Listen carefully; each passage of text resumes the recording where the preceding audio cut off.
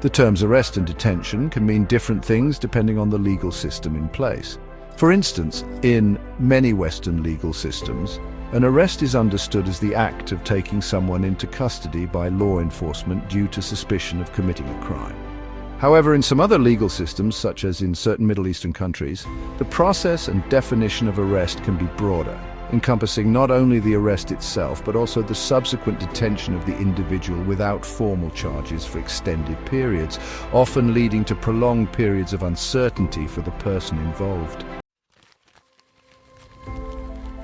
International human rights treaties, such as the International Covenant on Civil and Political Rights, avoid focusing on individual terms like arrest and detention. Instead, they use the broader term deprivation of liberty to refer to any situation where an individual's freedom is restricted.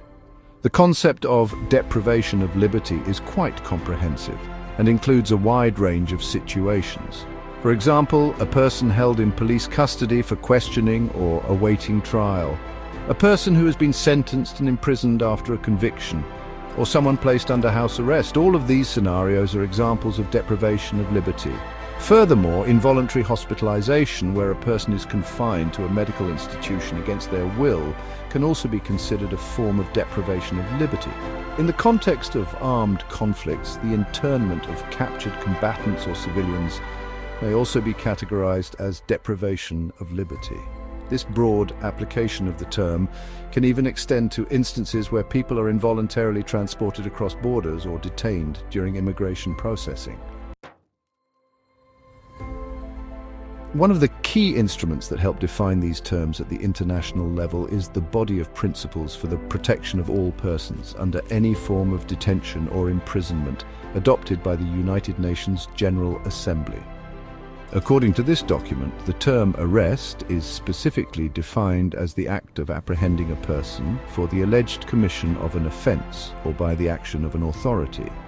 This means that the concept of arrest is not solely confined to formal legal procedures, but can also involve actions taken by authorities before charges are even brought, such as the detention of a person based on mere suspicion.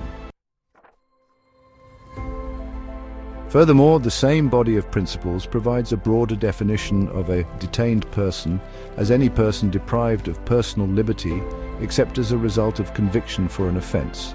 This acknowledges that a person may be deprived of liberty at various stages of legal proceedings, not just after conviction. The term imprisonment, in contrast, is reserved for situations where liberty is restricted following a conviction for a criminal offense. For the sake of clarity and brevity, the UN body of principles uses the term detention to refer to all forms of deprivation of liberty, whether it is related to criminal justice or not. This includes the time from the moment a person is arrested until the completion of their sentence. This usage aligns with how the United Nations Working Group on Arbitrary Detention employs the term.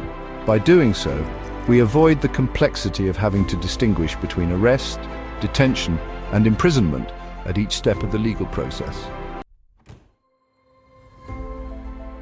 In addition to the protection against arbitrary detention, international human rights law also safeguards the right to freedom of movement. Everyone who is lawfully within a country has the right to move freely and to choose where they live. This principle is enshrined in Article 12 of the ICCPR, which guarantees the right to freedom of movement. However, just as with freedom from arbitrary detention, freedom of movement is not absolute.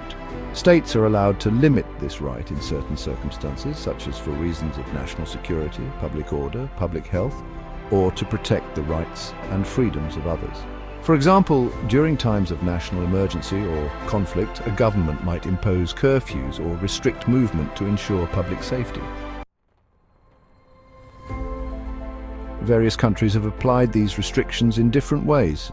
In France, during the recent Yellow Vest protests, the government used curfews and roadblocks to limit movement in certain cities, citing public order concerns. China has also implemented extensive restrictions on freedom of movement, particularly in regions like Xinjiang, where travel is monitored and controlled under the guise of counter-terrorism measures. These restrictions are often justified as necessary for the protection of national security or public health. International law mandates that any restrictions on freedom of movement must be legally grounded and necessary in a democratic society. The restrictions should be proportional and consistent with other human rights protections, such as the right to a fair trial or the right to freedom of expression. For instance, if a country enacts a lockdown to control the spread of a contagious disease, such as during the COVID-19 pandemic, the government must ensure that the lockdown measures are based on law, are necessary to protect public health, and respect the rights of those affected. There is no clear, universally accepted line to distinguish between limitations on movement and deprivation of liberty. However, a general guideline is that deprivation of liberty involves a much stronger restriction of movement within a narrower space than a mere limitation on the freedom to move. For example, being placed under house arrest is a form of deprivation of liberty, as it restricts movement to a single location and prevents individuals from leaving that space without permission.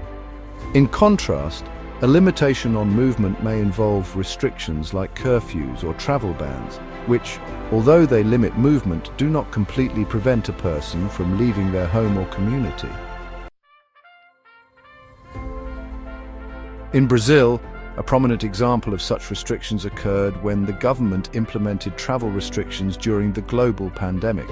These restrictions prevented people from leaving certain regions, but they did not amount to full-scale detention or imprisonment, as individuals still had some freedom to move within their city or country.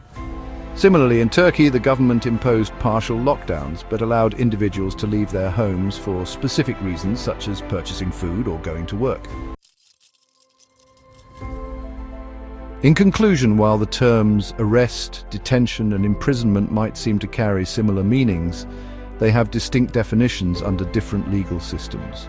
In international law, these terms are broadly understood as forms of deprivation of liberty, a concept that encompasses a wide range of situations where a person's freedom is restricted. International human rights law also protects the right to freedom of movement, but this right can be limited in certain circumstances.